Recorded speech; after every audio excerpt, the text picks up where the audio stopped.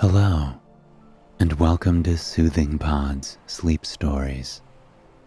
My name is Arif, and tonight I will be your guide as we embark on an educational journey through history, a journey where we will learn about 7 of the most powerful and influential leaders of their time.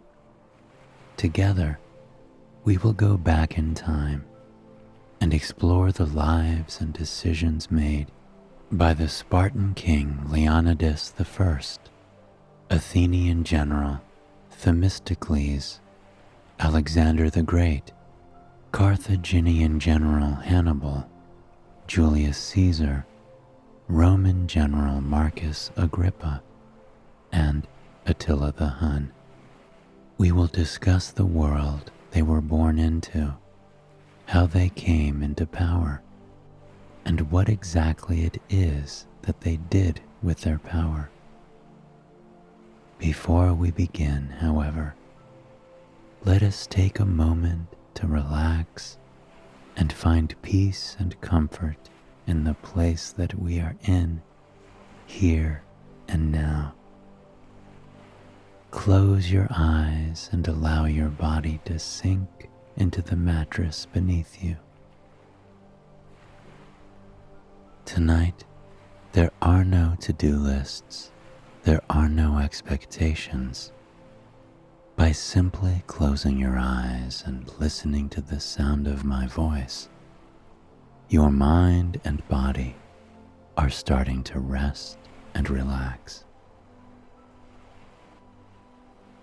Whatever feelings or thoughts were brewing inside of you are now dissipating, leaving you at ease while you lie in safety and comfort of your bed. And soon, even deeper relaxation will follow. With your eyes still closed and your body relaxing deeper and deeper into the mattress beneath you with every breath you take, try and imagine that you are not in your room at all. You are still in your bed, cozy and familiar, with the weight of your sheets and the cushion of your plush, comforting mattress. Instead, you are in a perfectly sized pod, a mahogany pod with large glass windows that surround you, providing you with unfiltered views of the vista beyond the glass. And, indeed, there is quite a vista before you. Because your pod is not in your room, nor is it on Earth, you are floating in space, miles and miles and miles above the surface. Below, you can see the world in all of its glory. Against the inky black darkness of space, the Earth pops out like a living marble. White, cottony clouds encircle it, moving and trailing through the sky as the Earth spins in what looks like slow motion. It is truly remarkable how it is suspended in that sea of black, and it makes the vibrancy of the Earth's mosaic of colors even more noticeable. You can see the rusty red and orange swaths of deserts crisscrossing Africa and Asia. You see the sepia-toned mountains rising up from evergreen valleys and prairies all over the world. It is strange to think that they're so massive, so imposing and impressive when you're on the ground. But from space, they are mere ridges, etchings on the Earth's surface that look more like a work of art than elaborate landmarks carved over thousands and thousands of years of Earth's plates moving, crashing, colliding, and dancing with one another. You see swaths of beautiful fields of wildflowers that are peppered across the planet, breathtaking bands of red, pink, orange, and blue. Each one is somehow more beautiful than the last as your eyes scan across the globe, taking it all in. This is where all our history has unfolded, where our world was shaped, and the things we have come to love and know were created. Your pod slowly inches closer to the earth, gliding down through the atmosphere to get a better look at what's below. And what you see fills your mind with wonder and allows your body to relax more and more. Below, you see the Great Wall of China. Even from above, it is imposing, lacing through the thick green countryside like a ribbon that's been woven between the trees. It stretches over mountains, through deserts, all the way to the beautiful coast. It was man-made over 2,300 years and during more than 9 dynasties. And to this day, it stands, reminding us of the power of ancient leaders and the power of people just like us. Slowly, the world turns, and you find yourself looking down at Egypt. Below, you see the great pyramids rising up out of the sand and blessing the skyline with their unmistakable shape.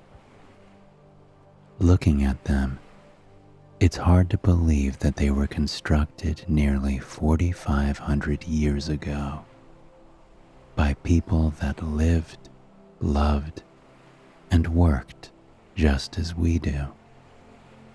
This ancient architecture is just another reminder of the abilities, power, and knowledge of our ancestors, of the people of the past.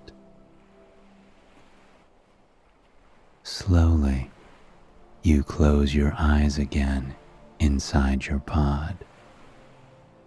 You feel the warmth of this knowledge sweeping over you, relaxing each and every muscle. And now, you are ready for more, to dive into the world of ancient leaders.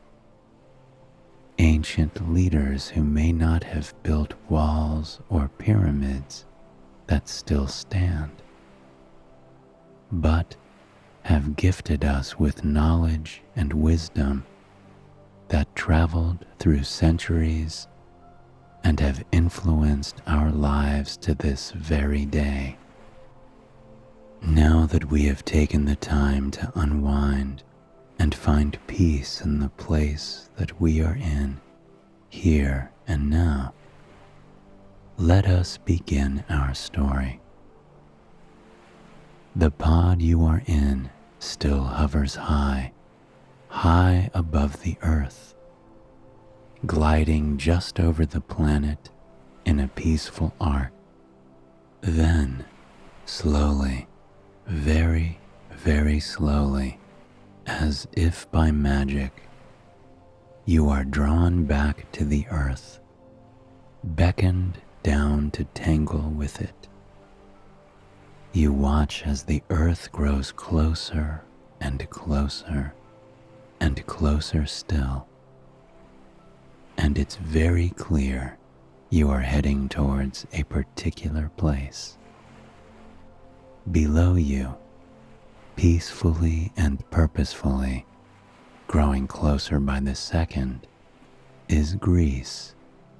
Greece, a country of endless, sun-kissed coastlines, of amber fields and evergreen orchards full of bountiful plants, of stark white buildings that pop against the sea of cyan and cerulean.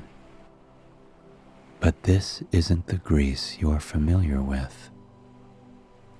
There are none of those modern buildings stacked along the coast. No contemporary cities buzzing with nice Mediterranean restaurants. No rental places for boats or jet skis that you can dip into when you feel like sailing out along the beautiful coast.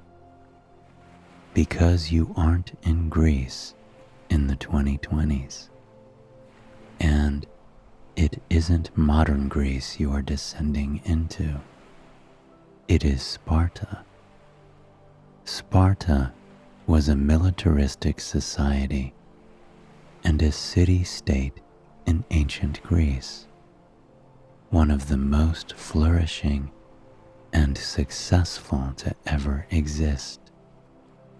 They were a strict society, but a society where those who were considered to be Spartiates, or elite full citizen males of Sparta, enjoyed rather comfortable living, solid education, and lived in a fine city. In Sparta, women were able to own property, a rarity at the time, and they received education. Young Spartiates were ordered to enter a state-sponsored education program when they were around 7 years old, a program known as agoge. Agoge involved cultivating loyalty to Sparta through military training, hunting, dancing, singing, but also socialized them to become what Spartans believed were honorable members of society. The program itself emphasized self-control, duty, and endurance. Leonidas was one of the many boys who entered the program. Little did anyone know when he entered agoge that one day he would become the king of Sparta. He was a son of King Anaxandridas II and his first wife. When he was born, his father already had 2 sons, which is why at a young age, Leonidas was not considered an heir to the throne. Leonidas was actually one of very, very few Spartan kings that received agoge training, which many historians believe may have helped contribute to him being the successful leader that he was. But eventually, Leonidas did, indeed, take the throne. After his half-brother Cleomenes I passed away, and his brother Dorius was killed in Sicily, Leonidas was left as the heir, and became the king in 490 BC, which was quite a hectic time to take on such a role. The city-states of Greece often fought amongst themselves.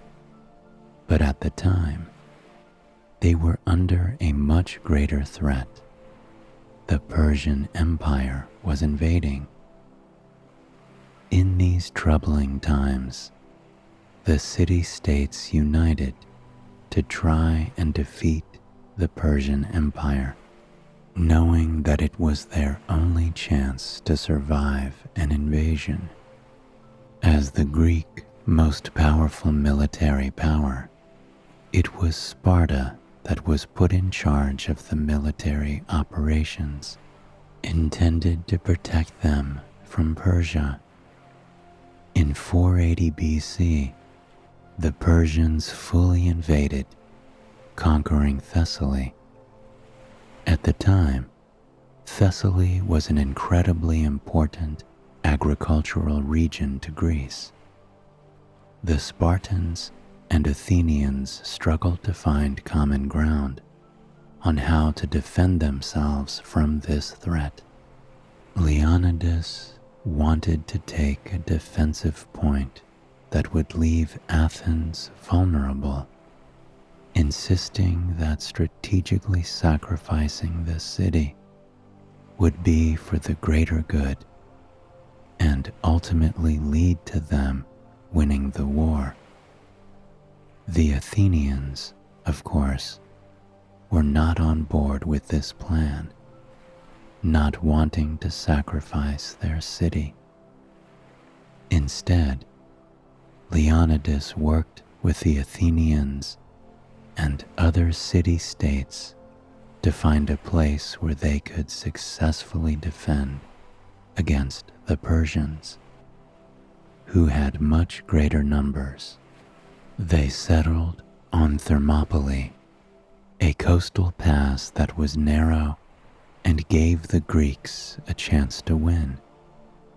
Leonidas's goal was to stay on the pass and hold the Persians there, fighting for long enough so that the Athenian navy fleet could overpower the Persian navy.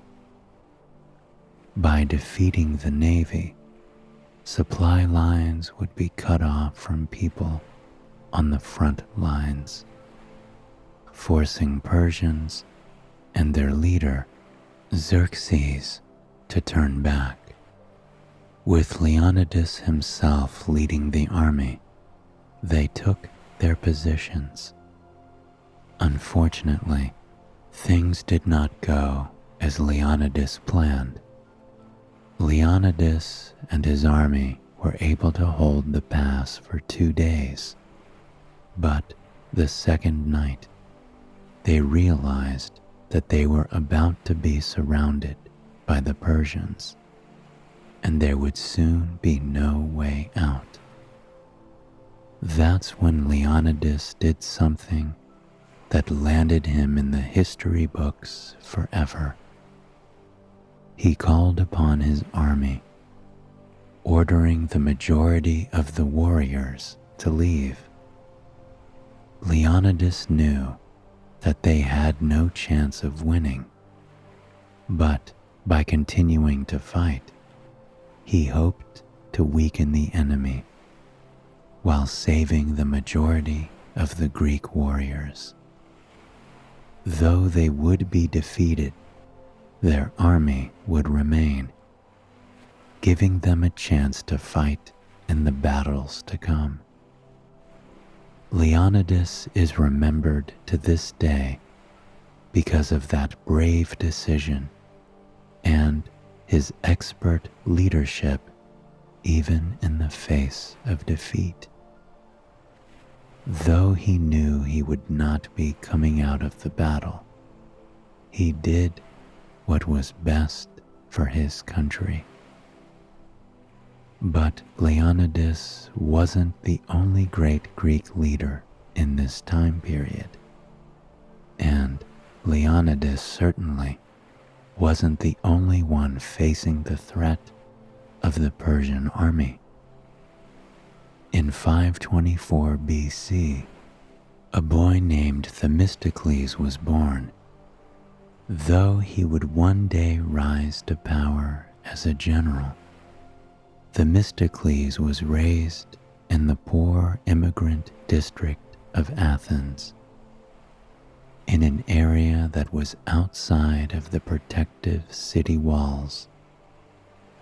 There were strict social rules in place at the time regarding the social hierarchy, and yet a young Themistocles was able to break down these rules. As a youth, he was able to talk young, so-called well-born children into playing with him in the poor district he was from. Even as a child, Themistocles was able to change the way of things and use it to his advantage. And this ability did not go unnoticed.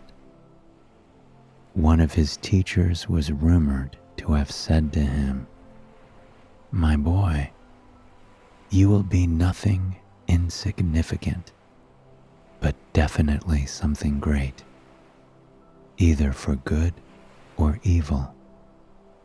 Indeed, Themistocles took to power rather rapidly. In 493 BC, he was made archon, a high leadership position. With his first position of power, he helped develop Athens's port, known as the Piraeus. He is the reason that the Athenians developed a large and robust navy. Piraeus became the largest naval base in Greece rather rapidly.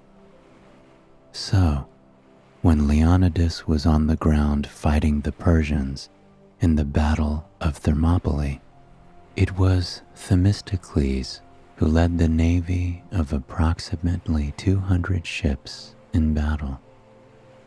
However, the most decisive naval battle of the war took place in Salamis Straits. Daylight broke over the waters off the coast of Salamis Island, and Themistocles looked at the day before him with hope, even in the midst of a war. The Greeks lured the Persian navy into the narrow stairs of Salamis. Themistocles ordered this move because he knew something incredibly important that the Persians did not.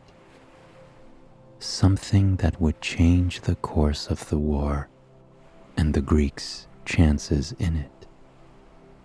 At a certain time of day, a fierce wind and powerful swell would sweep across the section of the strait, making it incredibly challenging to sail in, especially if you didn't know to expect it. The Persians were caught off guard by this change in weather. Facing the waves and powerful winds, they were stuck in a tight space and unable to maneuver properly.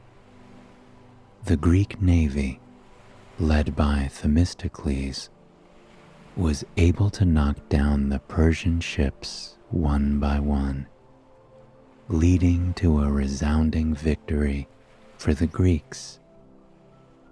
For his quick thinking and immensely intelligent strategy, Themistocles was considered a hero of Greece. Even Sparta, who was Athens' greatest rival when they were not united against a bigger threat, awarded Themistocles with honors. That region of the world is full of tales of dramatic victories, of ancient wars, of tall tales and mythology, and Leonidas and Themistocles are just some of the great leaders of that time. Alexander III of Macedon, who is much better known as Alexander the Great, is perhaps one of the most well-known men to have ever lived.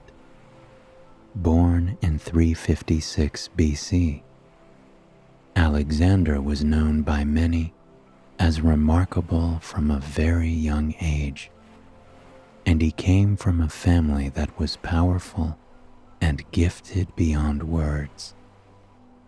King Philip II of Macedon was Alexander's father, and he is known for changing the course of Macedonia's fate forever. A man of political prowess and military knowledge, King Philip was able to transform the small kingdom of Macedonia into a powerful, flourishing empire. He and his fellow leaders worked to transform Macedonia through conquest and diplomacy, and made it a formidable force in a few short decades. Fortunately, King Philip passed that knowledge and those leadership skills onto his son, and Alexander had help from some other influential figures as well. Aristotle, the famed philosopher, was one of Alexander's tutors. They spent many hours together in an outdoor classroom under the shade of tall trees, talking about philosophy and the ways of the world.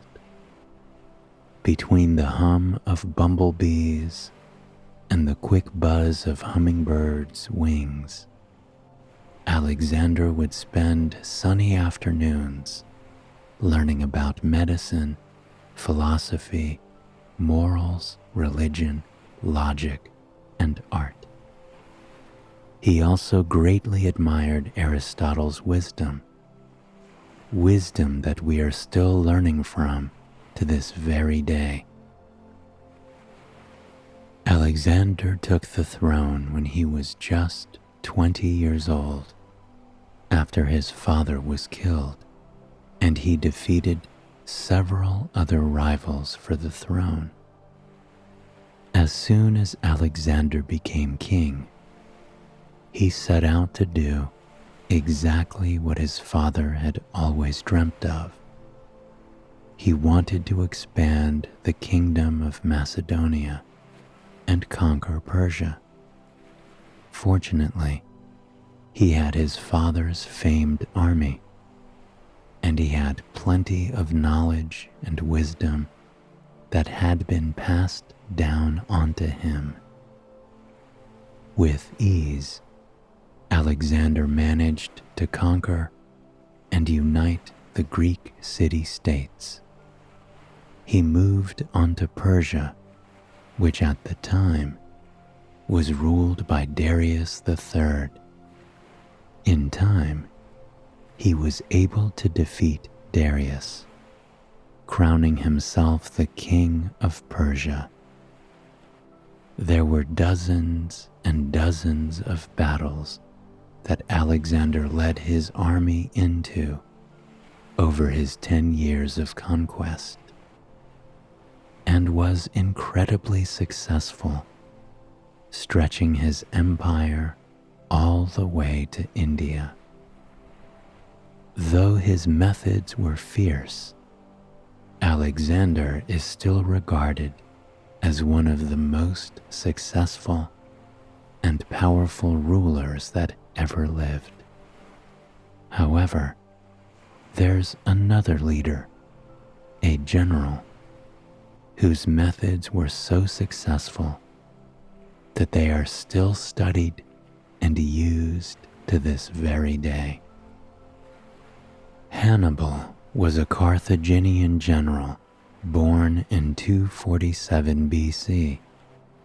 Ancient Carthage was an impressive empire that started in modern-day Tunisia, but spread across the Mediterranean stretching from modern-day Spain all the way to Egypt. At its height, Carthage was one of the largest metropolises in the world, and its ancient city was one of the richest. Its strategic location between the trade routes of the Mediterranean and fertile lands gave it all the potential it needed to flourish.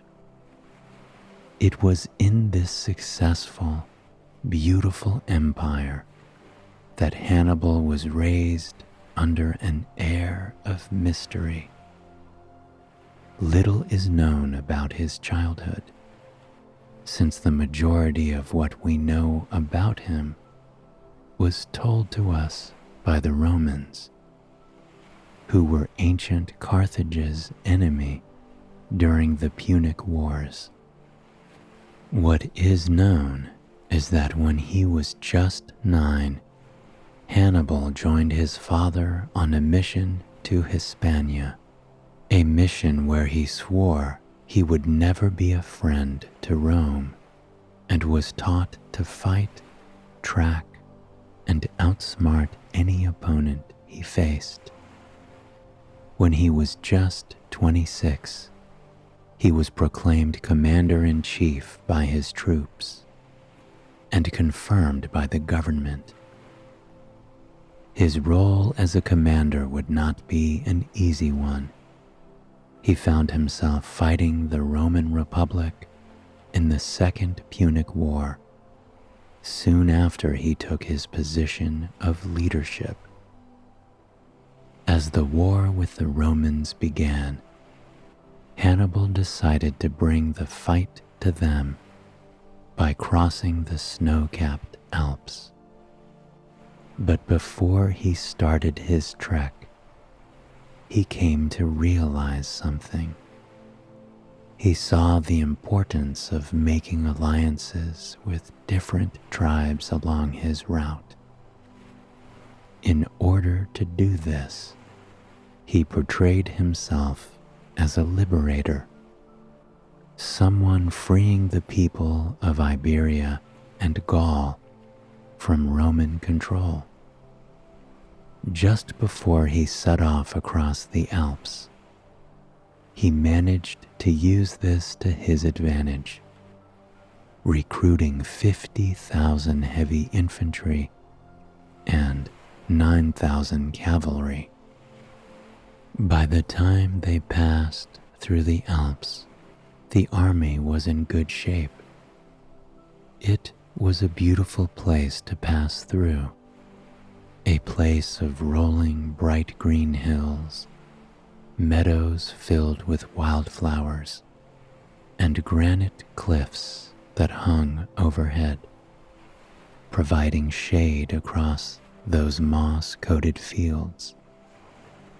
When he arrived to face the Romans, it wasn't just his loyal army that was in good spirits that he had at his disposal. He had elephants as well. The Romans had never seen elephants before, and heading into battle against these large creatures instilled fear in Roman soldiers, which gave the Carthaginians quite an advantage. Everywhere that Hannibal went, his image as a liberator aided him.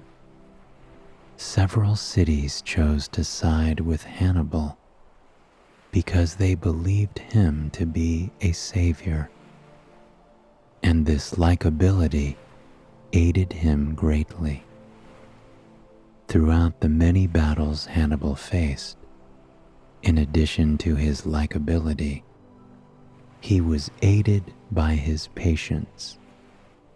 He took the time to truly understand and learn about his enemy. He studied their habits, their desires, and within those, he found their weaknesses. However, There have been some strategic Romans in history as well, and perhaps the most well-known of those Roman leaders is none other than Julius Caesar. Born in July in 100 BC to a wealthy family, his family claimed lineage from the goddess Venus herself. And though it might seem like the path to the top would be easy for someone of his background, it was a rather long road to the highest leadership role in Rome. Originally, Caesar wanted to be a priest. He had the honor of being nominated as the new high priest of Jupiter. But his position would be short-lived. A civil war broke out in Rome, and the opposing sides fought bitterly, with involvement of prominent families on both sides of the conflict. The final victor, Sulla, conducted a purge of the opposing faction. Julius Caesar found himself targeted, but managed to escape persecution due to the power of his mother's family. Regardless, he lost his priesthood, which led to him joining the army. Caesar did well in the army, quickly moving up in the ranks, and was well regarded for his eloquence and intelligence.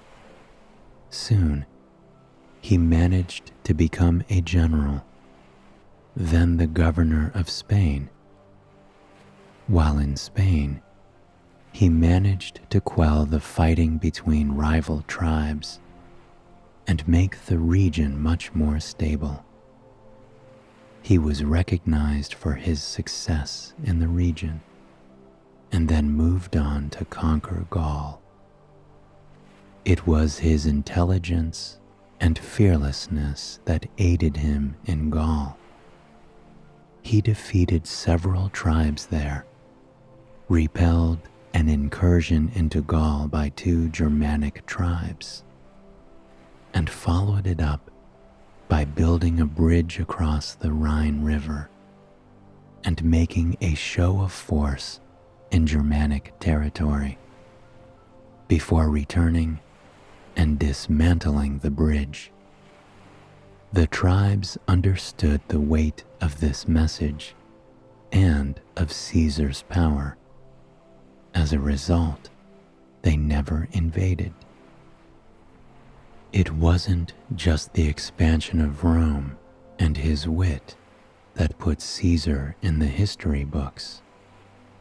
He also decreased Rome's debt, rebuilt 2 powerful city-states, reformed the calendar, still in use today, and gave himself veto powers over the Rome's Senate, thus paving the way of Rome's transformation from the Republic into an empire.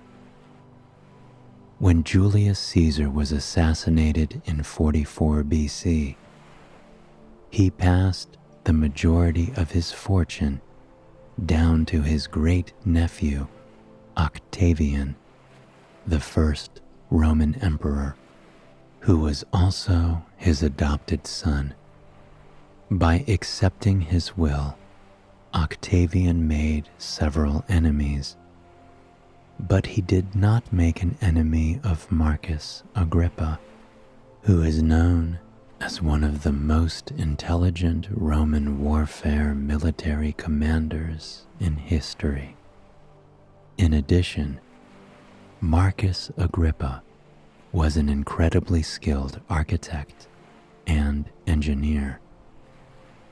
Throughout the majority of his life, Marcus Agrippa was the right-hand man of Octavian, also known as Augustus Caesar. He was the general of the army and immensely loyal, making many important decisions for Rome. From 44 to 40 BC, Augustus and Marcus Agrippa worked together to fight Julius Caesar's assassins. In 39 BC, Marcus demonstrated his leadership ability by calming tension between local tribes. It soon became clear that Augustus was not a very skilled leader, and that he often relied on the intelligence of Marcus Agrippa and other subordinates to lead. When Augustus faced defeat in Sicily, he called upon Agrippa to help him. Agrippa constructed a naval fleet and came up with a plan.